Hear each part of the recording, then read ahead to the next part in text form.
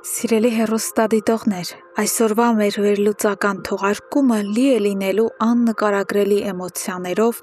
վճռորոշ բախումներով և այնպիսի անսպասելի շրջադարձերով,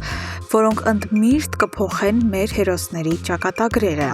Եկել է այն օրը, որին բոլորս այդքան երկար սպասում էինք՝ Լեոյի և Վովայի ճակատագրական ու արյունալի մենամարտի օրը։ Այս իրադարձությունը մեկ վայրում է հավաքում գրեթե բոլորին, և մթնոլորտն այնքան լարված է, որ օդում կարելի է զգալ մոտեցող փոթորկի շունչը։ Սարգսյանների ընտանիքն արդեն զբաղեցրել է իր տեղը դահլիճում, լի անհանգստությամբ ու սպասումով, սակայն իսկական շոկը դեռ առջևում է։ Քիչ անց դահլիճ է մտնում Հունանը, իր կողքին ունենալով Գրիշոյին։ Բոլորի հայացքները գանվում են նրանց, քանի որ Հունանն օգնում է որդուն, և Գրիշոն, այո, արդեն քայլում է իր ոտքերով։ Դավիթ պապիկը ապշած նայում է այս տեսարանին, չկարողանալով հավատալ իր աչքերին։ Սակայն նրա իմաստուն հայացքից չի վրիպում շատ ավելի կարևոր ու նուրբ մի դետալ։ Նա նայում է Մանանին և նկատում, որ թոռնուհին բացարձակապես զարմացած չէ Գրիշոյի ապաքինման փաստից։ Պապիկի համար միանգամից պարզ է դառնում ամեն ինչ։ Մանանն ու Գրիշոն, հակառակ բոլոր արգելքներին, գաղտնի կապի մեջ են, և աղջիկը վաղուց տեղյակ է եղել այս դրական տեղաշարժի մասին։ Մինչ դահլիճում հայացքներ են խաչվում, սկսվում է բուն մենամարտը, բայց կա մեկը, ում սիրտը պարզապես չի դիմանում հեռվում մնալուն։ Լեան, ում Լեոն հատուկ խնդրել էր ներկա գտնվել իր կյանքի այս կարևոր օրվան, ի վերջո որոշում է գալ։ Նա հայտնվում է դահլիճում, հույս ունենալով աննկատ մնալ, բայց ճակատագիրն այլ բան է որոշել։ Հունանը պատահաբար շրջվում է և տեսնում իր դստերը թշնամու ճամբարում Լեոյին երկրպագելիս։ Նրա զայրույթն անսահման է։ Հունանը, չկարողանալով զսպել կատաղությունը, թեքվում է Գրիշոյի կողմն ու ատամների արանքից սպառնալիքով ասում, որ այսօր այստեղ անպայման արյուն է թափվելու։ Իսկ այս նույն ժամանակահատվածում ռինգից հեռու ծավալվում է մեկ այլ, ոչ պակաս մահացու դրամա։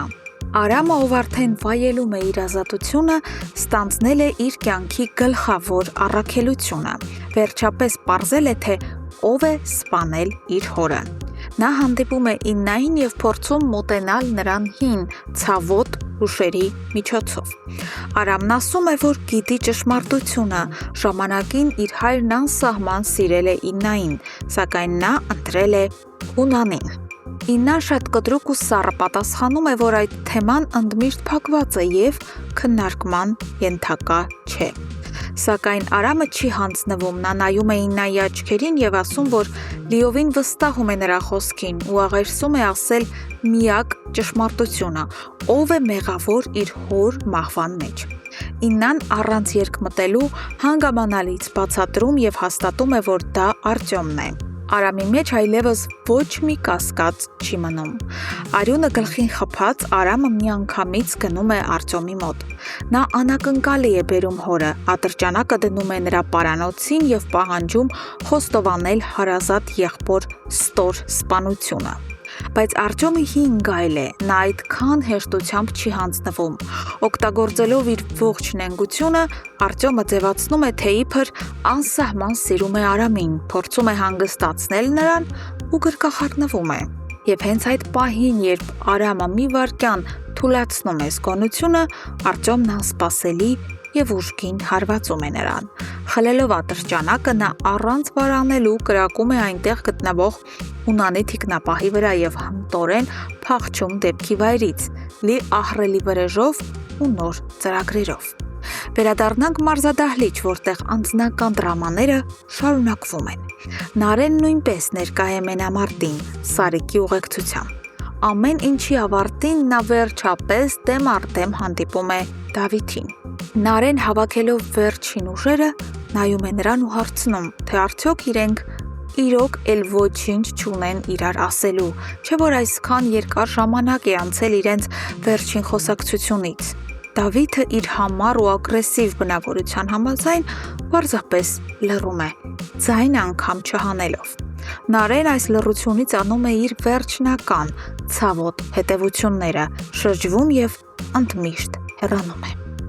Իսկ հիմա գլխավոր իրադարձությունը՝ ռինգում իսկական պատերազմ է, մենամարտն աննկարագրելի թեժ է,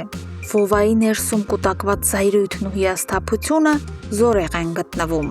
Նա ծանր հարվածով նոկաուտի է ենթարկում Լեոին եւ տանում վերջնական հաղթանակ։ Չնայած հաղթանակին Վոհան ահավոր անտրամադիր ու ագրեսիվ է։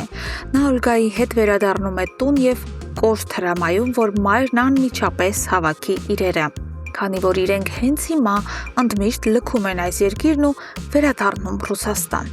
Օլգան հայտնվում է կատարյալ շոկի մեջ։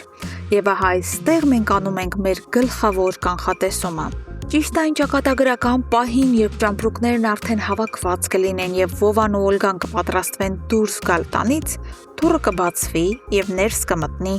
Հունանը։ Նա այլևս չի լռի եւ ուղիղ Վովայի աչքերին նայելով կհայտարարի այն, ինչ Օլգան այդքան համառորեն թաքցնում էր, կասի, որ Վովան իրականում Սարգսյանների կորած որդին է։